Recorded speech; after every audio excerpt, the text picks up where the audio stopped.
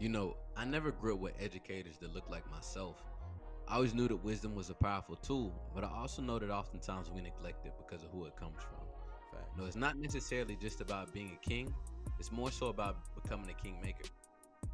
Man, you got to be close enough to relate, but far enough ahead to inspire.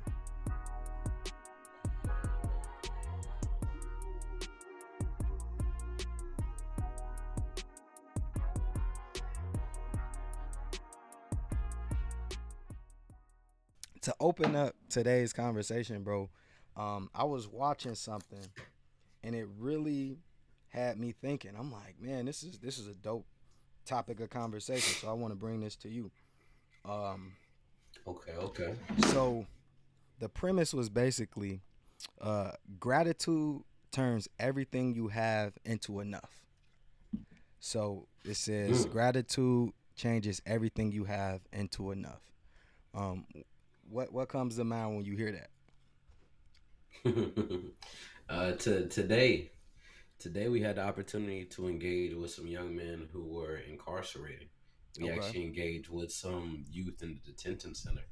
And Okay. this was so relevant from the conversation because we did some RJ engagements with them, and a lot of them realized the life they had outside of the walls was exactly what they desired. It was the fact that Yeah. they craved more. It was the fact that egos were high. It was the fact that they were appealing a lot of people who were their peers, right? That actually caused them to get in trouble and do what they did to land them behind bars.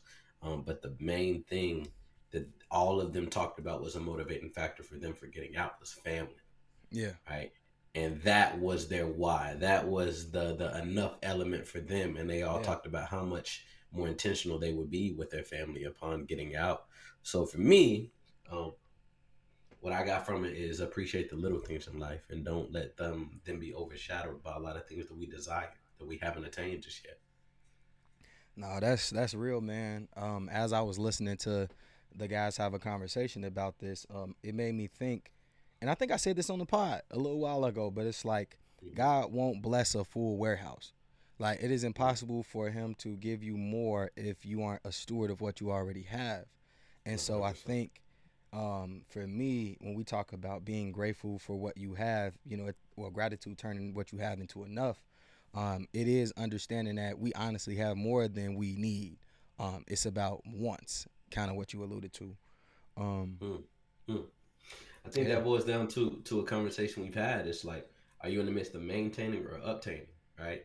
And the average person, tradition says obtaining. They want more. They want more. But those who are a little bit more seasoned, I feel, traditionally say maintaining, right? They're focused yeah, on. Again, I just got done cutting the grass, yeah, maintaining, right? yeah, yeah, yeah, Maintaining on a consistent basis.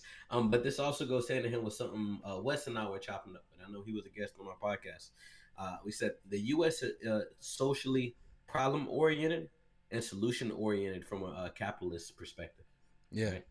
So yeah. again, the U.S. is socially problem oriented and solution oriented from a capitalist perspective, right? Mm, that's When you hear interesting. that, what do you get out of that, bro? I don't know. I don't know if I agree with it. And may Let's and it talk about might it. and it might be just me lacking like clarity exactly what it's talking about. But from hearing what you're saying, I'm gonna talk about the second piece where it's talking about they are Mm-hmm. solution orientated when it comes to capitalism. Um, I think it depends on who is benefiting from that capitalism. You know what I'm saying? Mm-hmm. I don't think it's problem or solution oriented in terms of, all right, let's make sure that everybody that is taking part of this capitalistic society is benefiting from it. I don't Mm-hmm. believe that's how they're operating. So, um, man, I definitely think it's an interesting conversation, but I do see how the first part of the quote where it talks about being socially um problematic, socially problematic, that you see that everywhere. That's like the Mm-hmm. propaganda, negativity sells. Like you when you turn on the TV, you literally will see 9 straight bad stories before you hear about one good one. And then the good one Mm-hmm. only gets a very quick kind of snippet. So um very loosely, based Mm-hmm. off how I'm receiving it, that's kind of my take on it. Makes sense. The conversation we were having is a lot of times in this society, The answer is punitive, right? As Yeah. we talk about, Yeah. the answer is 100%. punitive because it results in something that a small pool is going to really gain from, right? Yeah. The large majority is not going to be restored, is not going to be empowered, is not really going to be um, able to deal with the problem at hand, Yeah. Yeah. right? Yeah. We're going to throw something at it, which is going to be a band aid, which essentially is going to bleed out in some other form or fashion, but somebody's going to benefit from it. And Yeah. traditionally, it's going to be a small percent of individuals who are creating the systems to ensure that they are staying at hand on a consistent basis. But Mm-hmm. go ahead. Yeah, yeah, go No, ahead. no, no. I'm receiving that, man. I just Mhm, because you talked about like punitive and then versus restorative, and recently this has been a very rampant topic in my circles because, as you know, and the Let's Grow Together family knows, I'm a restorative practitioner. But when most people hear restorative justice, they think of it in response to something. Like they think mhm, of it as a reaction to something. And what I have been trying to articulate in these different discussions I've been having is that restorative practices and restorative justice is a proactive thing. If you are operating with a restorative mindset, you are doing things before a problem even arises, right? Talking mhm, about community building, right? In terms of peace circles and things like that. It's an understanding, you have understanding circles. Like maybe there's an issue that arose and all of us have different opinions on it. Let's have an understanding circle. This is stuff that happens before the shit hits the fan. But mhm, I think because in most contexts, people only know about restorative justice in terms of how it's viewed in the criminal system a lot of times. I mhm, think that they miss a lot of the important stuff that builds on that foundation. So I say all that to say to your point, it's like, of course, people want to punish people that are taking advantage of a system or they're putting systems in place, you know what I mean, because of that. But they're not looking at why is the need for this system to be in place in the first place. You know what I mean? Versus just put this in place, let it work its thing. No, like why are we doing this? Who is it helping? How is it benefiting the whole? Who's affected? Type thing. So, um, mhm. I think more of those conversations need to be had, especially by high level folk.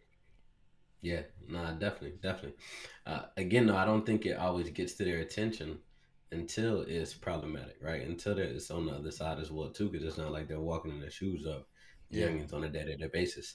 One big thing that we're seeing now is like we just had there was like a youth symposium we attended, and a yeah, lot of individuals were talking about like boots on the ground, going in the hoods, having more conversations, and a lot of the individuals who were part of the panel that represented the youth were like the goody two shoes. Like yeah, the answer yeah, to a lot of their problem was more police. We was looking at them yeah, like, yeah, okay, like yeah, y'all, this is not the crowd who we need to be having a conversation with.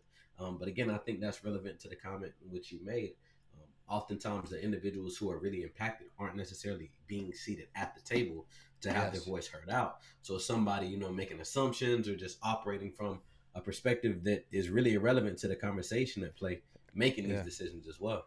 yeah, yeah. And just to kind of create context for our listeners, um, in these different restorative justice conversations, especially when it's dealing with juveniles and judges and prosecutors and things like that, the ideal scenario is to have the person who offended or caused harm, the group that Hmm. was harmed, the community at which harm took place, and then of course those judges, those prosecutors, and then family of both sides, right?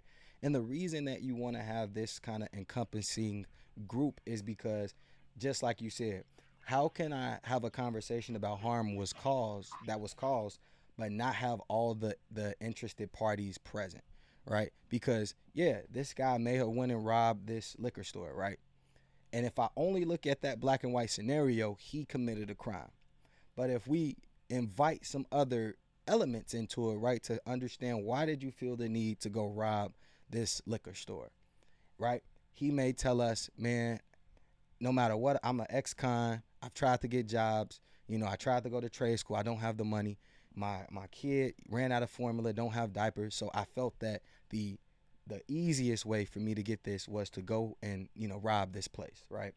And now a person has a certain level of empathy because they didn't see it like that. They just saw it as a young black or brown, white, yellow, green man came into the store and took my goods, right?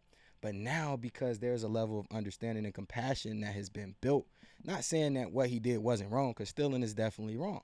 But with the context and with this restorative setting, it allows for everybody that is a part of this to come to a consensus and say, all right, maybe he doesn't get 10 years or whatever the time for that crime is, but maybe we can do half of that, and he does some community service where he serves this type of community, and everybody comes to that agreement, right? And then if they don't come to an agreement, as a restorative practitioner, we're going to keep talking about it till we do. And I think people miss that, because a lot of times Mhm.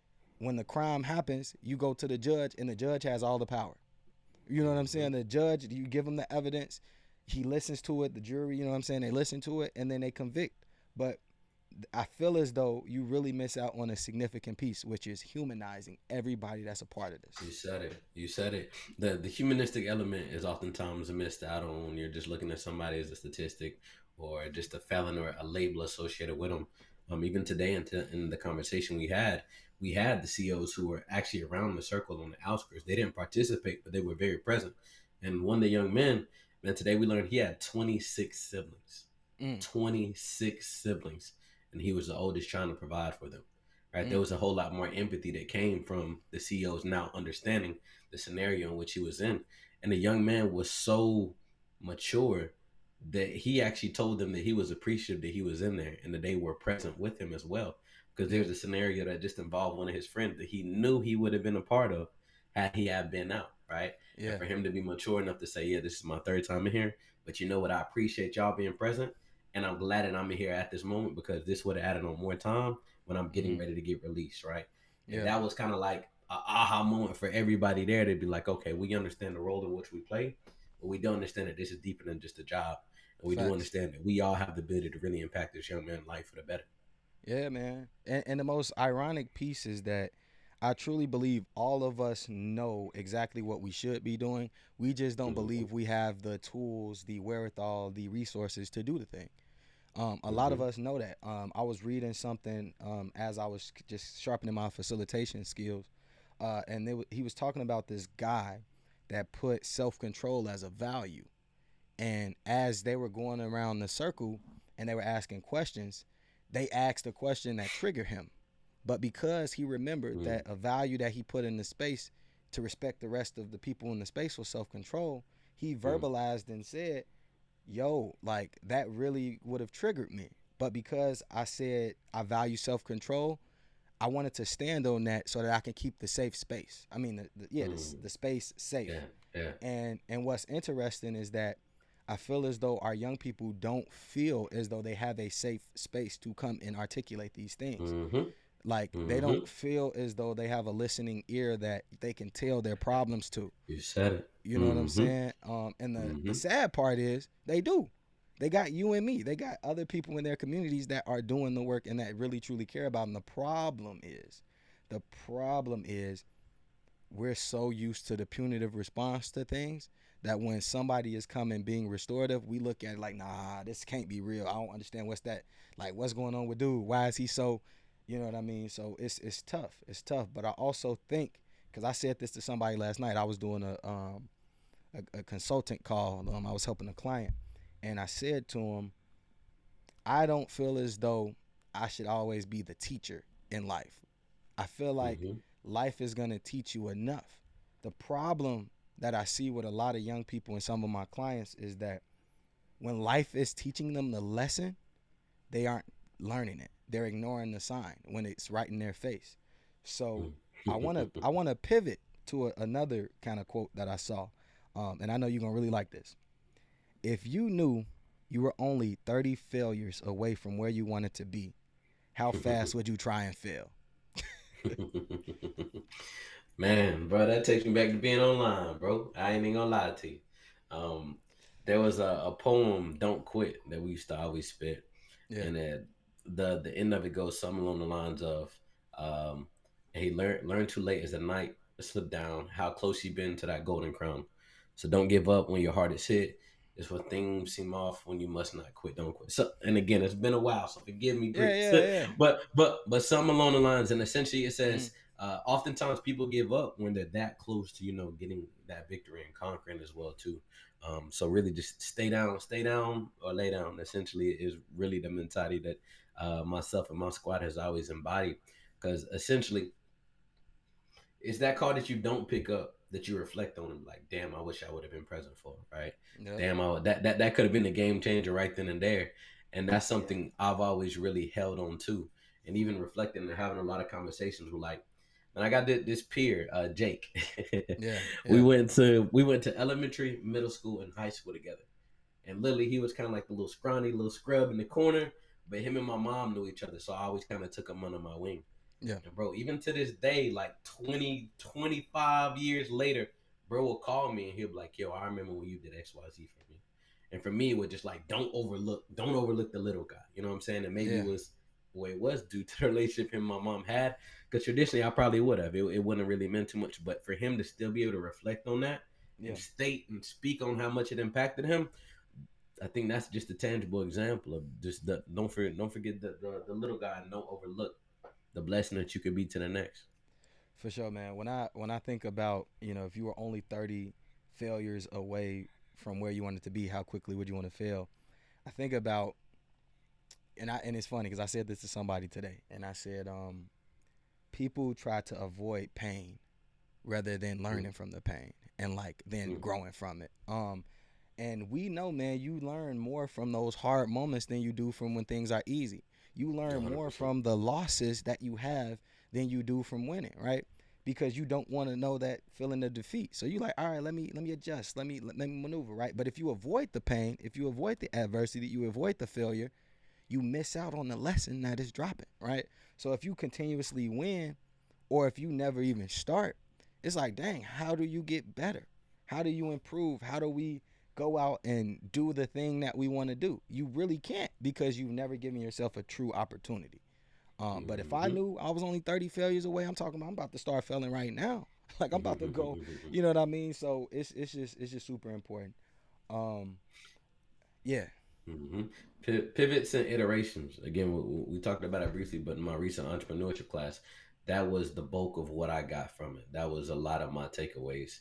Is in business, you're gonna make iterations. At times, you need to pivot and go put one foot in the ground and go a whole another different direction.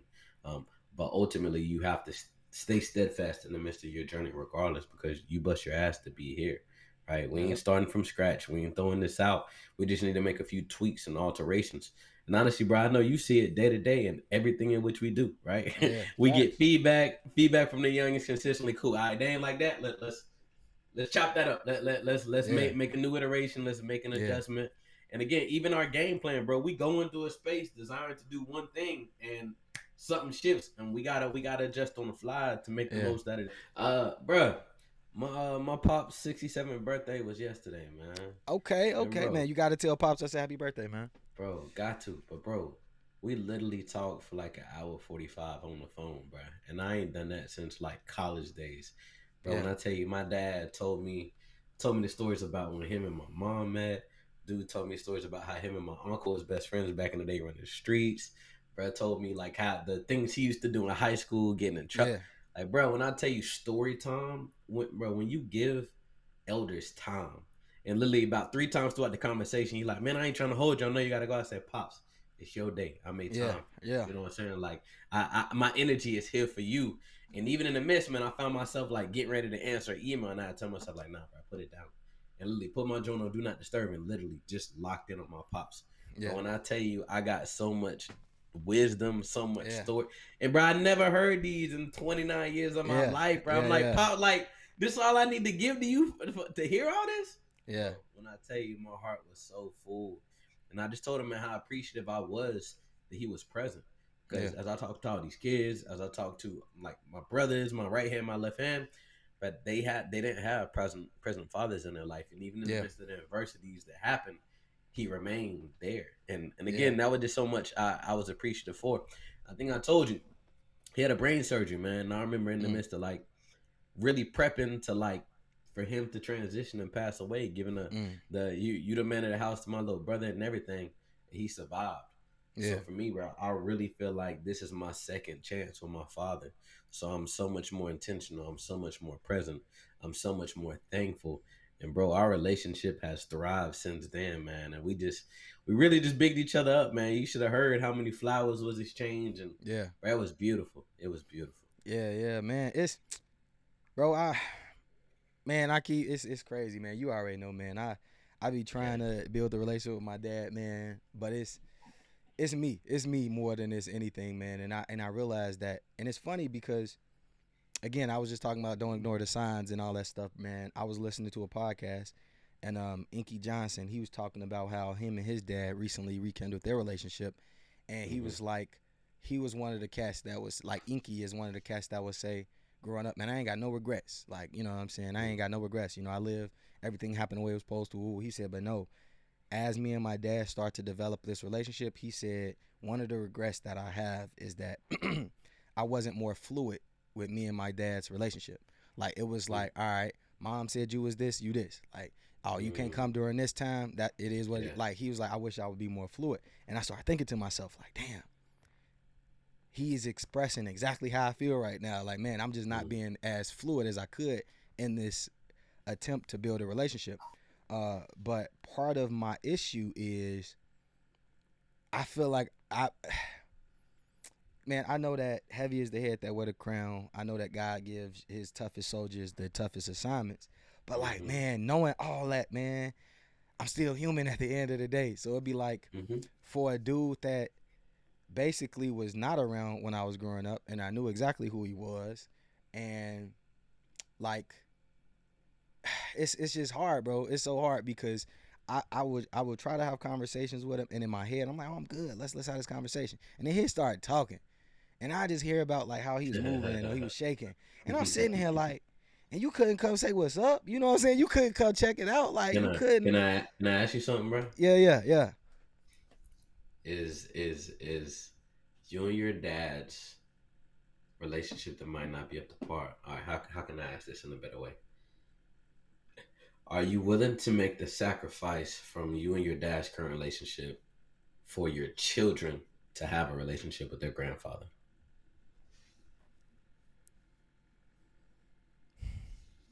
And I think you get where I'm going with this. Yeah. So, and it's funny because you asked me that.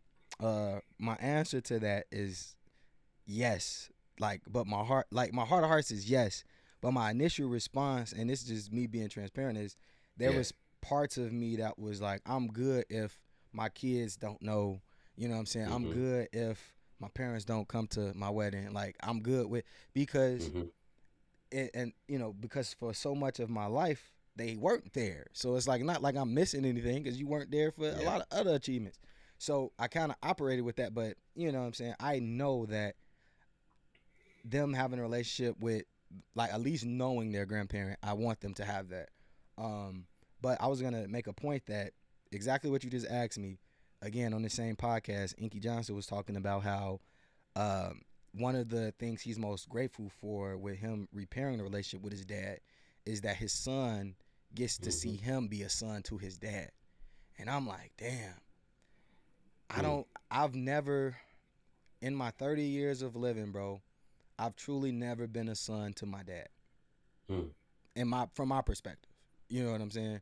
I never really understood what it was like to be fathered or to be a son. Like I really, like of course my granddad, he raised me, and of course we had that relationship, but like I, it's weird, bro. Like it's really weird. Like now that I'm actually thinking about, because I never thought about this, Mhm. but I never really experienced being a son like with my dad. Like my mom, I had time with my mom. You know what I'm saying? But Mhm. I never really had that time with my dad. And you know, I told you I had a conversation with him, man. It was going really well one day. He was telling me how he met my mom and how like Okay. I'm yeah, you know what I'm saying? So Story I had a time. yeah, Okay. so I had a very similar conversation, and it was one of those moments where I'm like, damn, like I'm really a combination of my mom and dad. You know what I'm saying? Like my dad, the gentle, the warm hearted. Like that's truly who my dad is. But it's crazy because I'm like, how are you this person, but you weren't that to me? Like this is the type of shit I started thinking about. But then I'm like, my mom, like she Yeah. no nonsense. She get after it. Like it's her way, the highway. Like she gonna figure some. Like that's how my mom moved. Like, and again, I saw that as a kid. Like the good and the bad versions of it. So it's like, being able to have that context, like, man, this is my lineage, like this is where I come from. You know what I'm saying? It's Mm-hmm. beautiful, and I'm trying not to ignore the signs, man. I'm a person that I believe like God has ordained me to be a prophet and to see things like this, to read between the Mm-hmm. lines, to see the silver lining.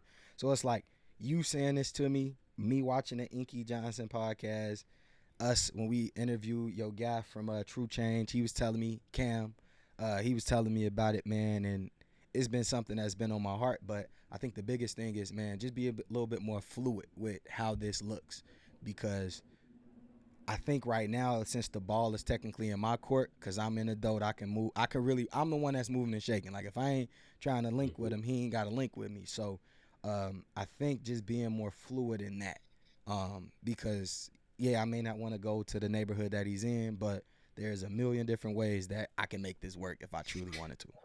Bro, define fluid for our listeners in this context.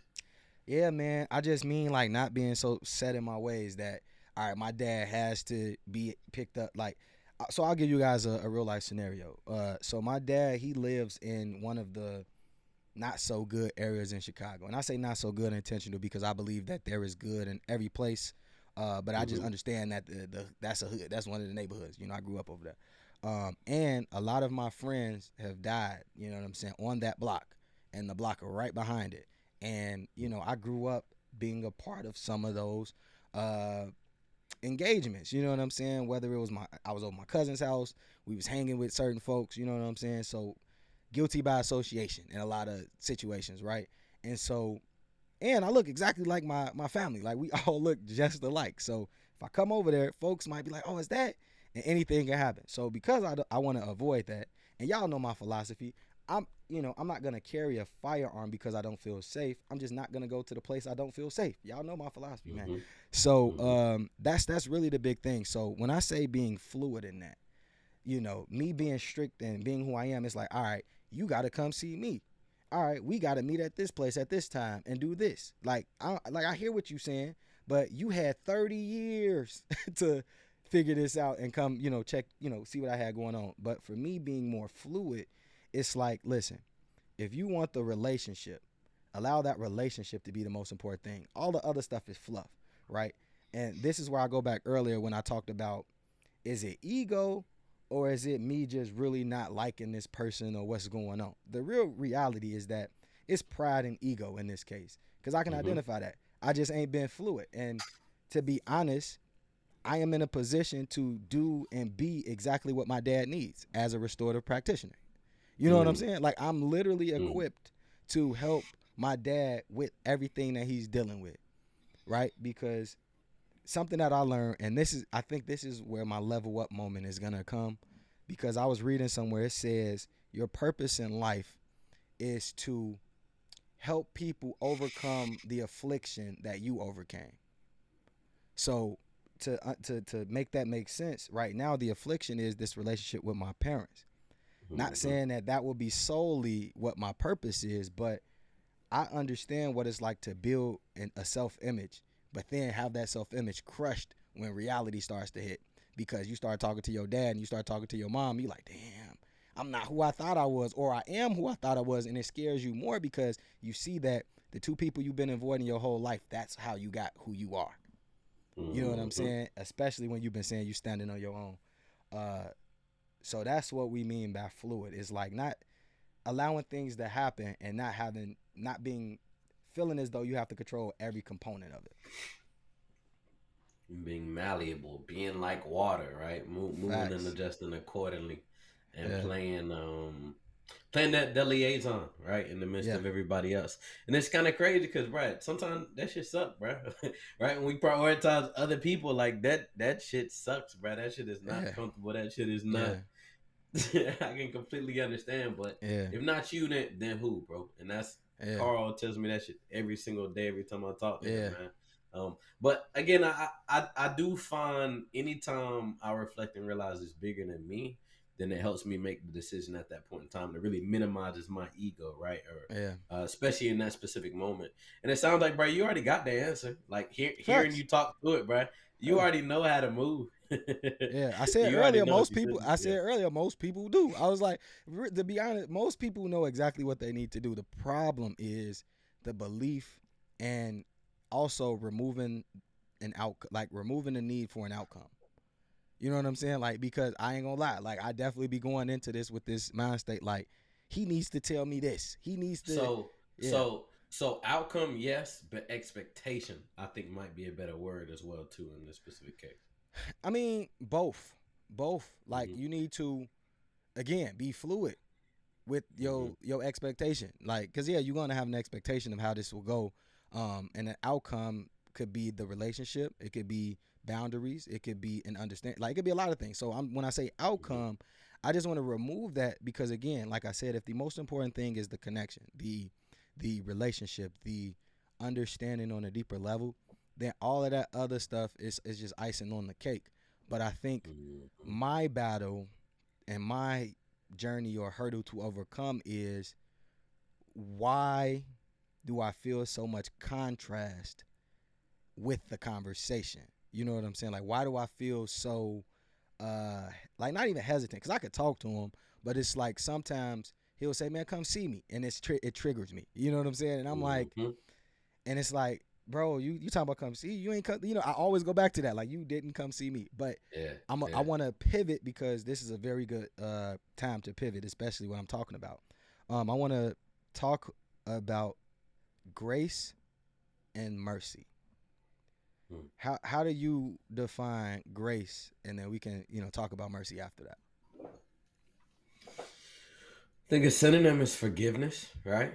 I Okay. think being able to see things from others' perspective and give them the understanding that comes with almost accepting an apology to an Yeah. extent, even if they aren't making it right. Yeah. Giving somebody grace is saying I forgive you without you asking for forgiveness in my Yeah. And then what about mercy? eyes. Mercy is humility, giving acting in a humble manner. Because oftentimes, bro, mercy, like what was it? There was like a little game we used to play called like Mercy, where like you bend the finger or whatever, and like somebody asks for mercy and you let up, right? Oh, I know So what you're saying. Yeah, yeah, yeah, yeah, yeah. I yeah, was like, yeah. at first, I was So like, that's some North Carolina shit. I ain't never. nah, nah, nah. And Yeah, I don't remember the details. I just remember we was young, and we was yeah, competitive. But yeah, yeah, shout out to say like is letting off of somebody, right? Not having your foot all the way on the gas, easing up. Um, I think it goes hand in hand with forgiveness, but it's a little bit more in the act of not being violent, yeah, from my perspective at least. yeah, yeah, All yeah. right, what's your So, thoughts? man, so I'm gonna actually read the actual definition. I ain't even gonna sit and tell you what I thought Yeah, yeah, yeah. because I always have assumed that I knew what mercy meant, like, cause I had context. Like, you kind of can assume, you know what I'm saying? But for grace, it says grace is when you receive something good that you didn't deserve. Period. Okay. Like, so my dad, in a sense, is like giving him grace, even though I don't feel like he deserves it in terms of going to see him. Going to see him would be giving him grace because he Mm-hmm. don't, you know what I'm saying? Because my response is, well, you ain't come see me, so that technically he does not deserve me to come see him. So giving him grace would Mm-hmm. be me obliging him. And then on the flip side, mercy is when you are spared a punishment that you do deserve. Bro, Mm-hmm. I remember when I read that in the Bible, bro. I had the greatest aha moment when I think of the context of like God being merciful to us, like that is one of the greatest loves that any of us can really experience. Because, bro, on a daily basis, we make decisions, we take actions that go directly against God, intentionally and unintentionally. And regardless, He continues to love us even though we don't deserve His love.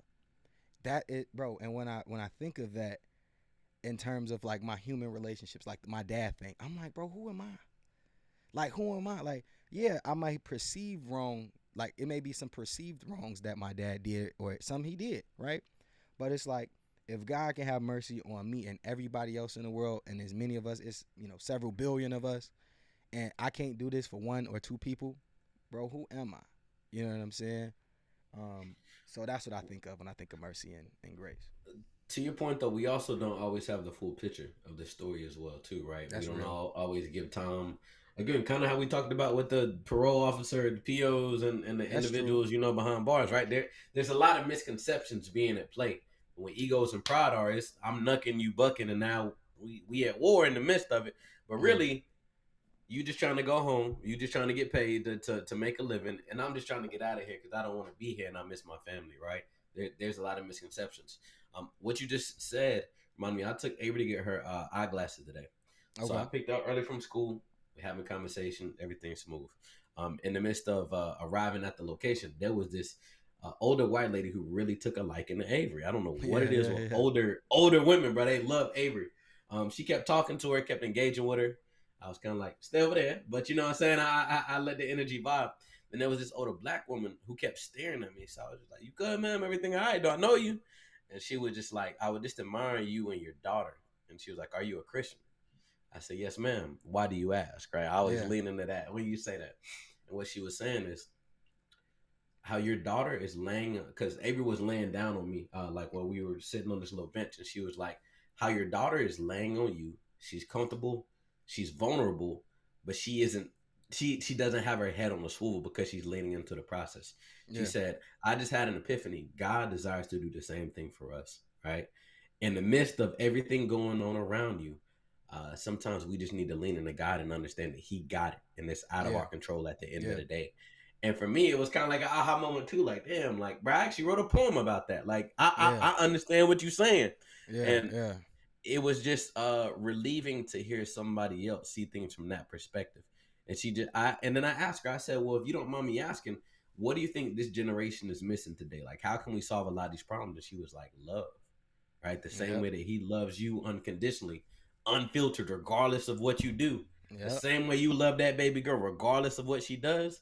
If we understand the same thing, we will move a little bit differently. And I'm just like, you're right. yeah, Thank you for that yeah, wisdom, right? yeah, man. I had somebody say something very similar, man, in another context, but it fits this perfectly. It's like if we take on the lens that every person that we encounter, we understand that they're human. They just trying to figure this stuff out like we trying to figure it out. They just on a different part of their journey.